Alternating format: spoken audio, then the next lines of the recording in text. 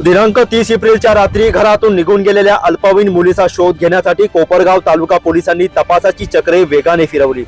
सुरुवातीला हाती लागणाऱ्या प्रत्येक धाग्याची पडताळणी करत पोलिसांनी तांत्रिक माहिती, उपलब्ध पुरावे आणि प्रत्यक्ष तपासाच्या आधारे शोध मोहीम सुरू ठेवली आणि तपासात महत्त्वाची माहिती हाती येताच तालुका पोलिसांच्या पथकाने विलंब न करता नाशिक जिल्ह्यातील पिंपळगाव बसवंत परिसर गाठला आणि ऑपरेशन मुस्कान अंतर्गत अल्पवयीन मुलीचा शोध घेत तिची सुखरूप सुटका केली आहे। मुलीच्या सुटकेनंतर तपासाला मिळालेल्या नव्या दिशेच्या आधारे पोलिसांनी मुख्य आरोपीसह त्याला मदत करणाऱ्या त्याची आई आणि मावशीलाही अटक केली आहे।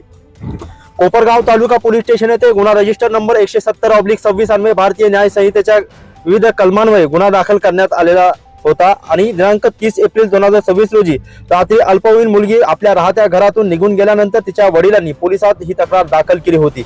तपासादरम्यान मयूर विठ्ठल पवार वय 20 वर्ष राहणार कारवली तालुका कोपरगाव याने प्रेम व लग्नाचे आमिष दाखवून मुलीला तिच्या कायदेशीर पालकांच्या ताब्यातून फूस लावून नेल्याची माहिती पोलिसांना मिळाली। त्यानंतर पोलिसांनी तांत्रिक माहिती व उपलब्ध पुराव्यांच्या आधारे शोध घेत पिंपळगाव बसवंत परिसरातून मुलीची सुखरूप सुटका केली आहे।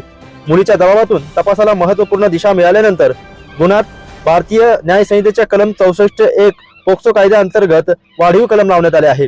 मुख्य आरोपी मयूर विठ्ठल पवार याला अटक करून न्यायालयासमोर हजर केले असता न्यायालयाने त्याला 5 दिवसांची पोलीस कोठडी सुनावली आहे।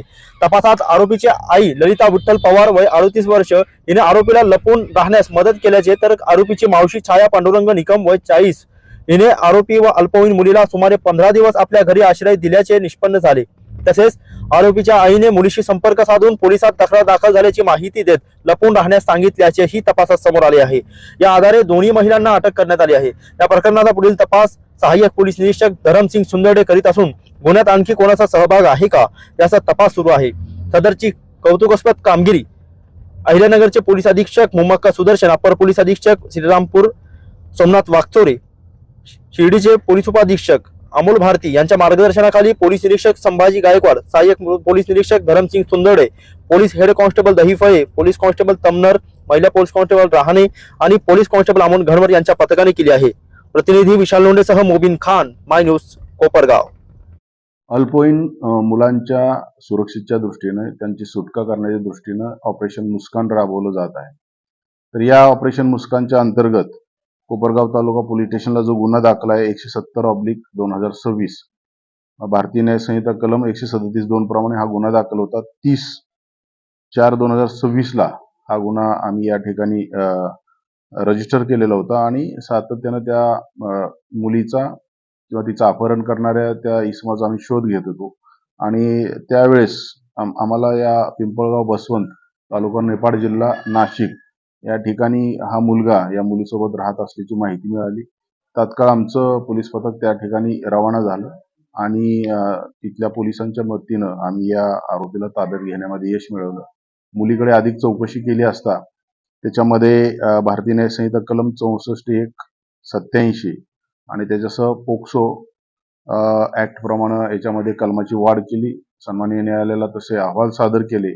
आरोपीला अटक करून न्यायालयाच्या समक्ष हजर केला असता 5 दिवसाची पोलीस कस्टडी मिळालेली आहे आणि याच्यामध्ये आम्ही तातडीने चौकशी केली असता याच्यामध्ये या मुलाची आई आणि निफाड तालुक्यातील त्याची मावशी ज्यांनी या आरोपीला गुन्हा झाल्यानंतर लपून राहण्यास मदत केलेली होती।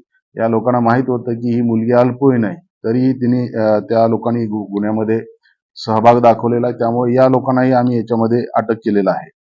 तर कोपरगाव तालुका पोलीस स्टेशनच्या वतीनं मागच्या या 2 महिन्यामध्ये साधारण 5 ते 6 अशा अल्पवयीन मुली आम्ही परत आणण्यामध्ये यशस्वी झालेलो आहे आणि ही मोहीम अधिक तीव्रपणे या जिल्ह्याचे सन्माननीय पोलीस अधीक्षक माननीय मुमक्का सुदर्शन सर, श्रीरामपूर विभागाचे ॲडिशनल SP सोमनाथ वागचोरे सर आणि शिर्डी उपविभागाचे DYSP अमोल भारती सर यांच्या मार्गदर्शनाखाली सातत्याने चालू आहे। सदरचा हा जो गुन्हा उघडकीस आणण्यामध्ये आणि पुढील चौकशीमध्ये या पोलीस स्टेशनचे सहाय्यक पोलीस निरीक्षक श्री सुंदरडे साहेब, पोलीस हवालदार दहिफळे, पोलीस अंमलदार तमनर, राहणे madam, police constable Amol Ghanwat यांनी अतिशय मोलाची कामगिरी बजावलेली आहे।